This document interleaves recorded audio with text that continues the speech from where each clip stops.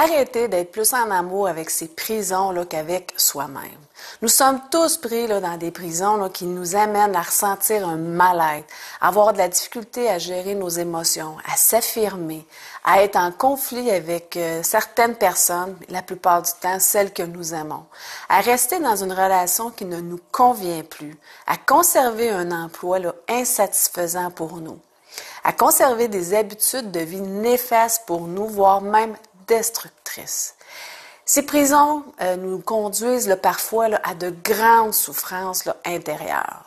Mais attention, il existe aussi des prisons exceptionnelles dans le monde où on aimerait y vivre parfois toute notre vie.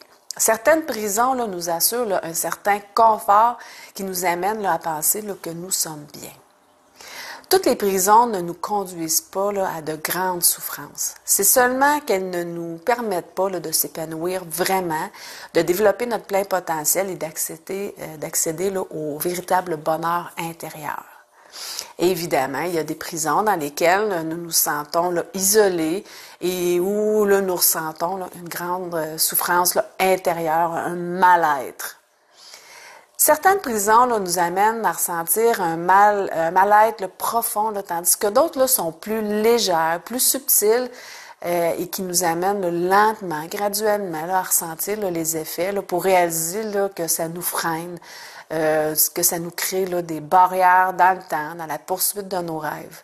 Parfois même, il devient difficile de savoir si nous sommes vraiment heureux ou pas, parce que nous sommes dans un environnement aseptisé, où tout est confortable. J'ai une amie qui était dans une relation depuis plus de 30 ans et dans laquelle elle vivait un certain confort, mais dans laquelle elle n'était pas épanouie, heureuse. Puis elle me disait, Marie, je suis pas malheureuse, mais je suis pas heureuse non plus. Ce sont ces prisons intérieures qu'il se crée lui-même et qui empêchent l'humain, peu importe s'il a du succès ou pas, s'il est pauvre ou millionnaire, peu importe sa religion, qu'il soit marié, célibataire, s'il a des enfants ou pas, d'accéder au véritable bonheur intérieur. Ce sont ces prisons qui l'empêchent de sortir de sa zone de confort, de lâcher prise par rapport à certaines idées, certaines croyances ou encore de reprendre maîtrise de sa vie afin de changer ses habitudes, ses comportements, sa situation, mais surtout dans sa façon de percevoir les choses dans le but d'améliorer sa vie. Derrière ces prisons-là, se cache de l'anxiété, de l'angoisse que nous cherchons par tous les moyens d'apaiser, de calmer, d'étouffer, de faire disparaître, pour enfin réussir à respirer un peu mieux, se sentir un peu moins oppressé, avoir moins mal, se donner une petite pause avant que l'angoisse ne ressurgisse à nouveau. On passe notre vie à se construire et déconstruire des prisons. Il arrive même qu'on troque une prison pour un autre, même si parfois elle est moins nuisible, moins dommageable que la première. Combien de fois des gens qui arrêtent de fumer, par exemple, et qui se mettent à manger leurs émotions et à engraisser? Ou encore une personne qui arrête de consommer de la drogue ou de l'alcool, ou de l'alcool, pour se retrouver dans une secte, dans une religion quelconque, ou encore se mettre à l'entraînement de façon excessive. Idéalement, c'est d'arriver à se libérer, à sortir de nos prisons pour s'en libérer, afin d'aller vers ce que nous voulons vraiment, de s'épanouir et d'accéder au véritable bonheur intérieur. Passer du souffrant au libéré, même si parfois la souffrance ressemble plus à un inconfort, à une insatisfaction, un désagrément.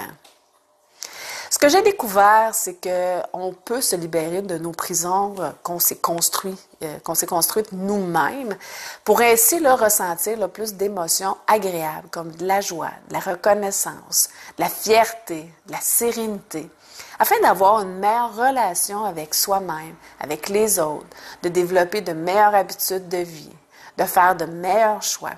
Ce qui aura évidemment pour conséquence d'améliorer grandement son bien-être et sa vie en général pour enfin accéder au véritable bonheur intérieur. Toutefois, on est seul à avoir la clé pour ouvrir la porte de ces prisons-là que nous nous sommes construites nous-mêmes pour s'en libérer là, enfin. Personne ne peut l'ouvrir à notre place, même si certaines personnes là, peuvent nous aider à l'ouvrir. C'est de notre responsabilité de trouver la clé pour ouvrir là, la porte de ces prisons. Et cette clé s'appelle s'aimer. Arrêtez d'être plus en amour avec ces prisons qu'avec soi-même. Et c'est ce que j'ai à t'offrir là, dans ce programme S'aimer, c'est-à-dire les outils et l'accompagnement là, nécessaires pour apprendre à t'aimer. Pour t'aimer, il est primordial de modifier, de transformer là, la perception que tu as de toi-même pour la rendre là, plus positive et plus réaliste là, afin de développer une meilleure estime de toi-même. Ainsi, tu vas avoir plus de confiance en toi. Tu vas avoir une meilleure gestion de tes émotions.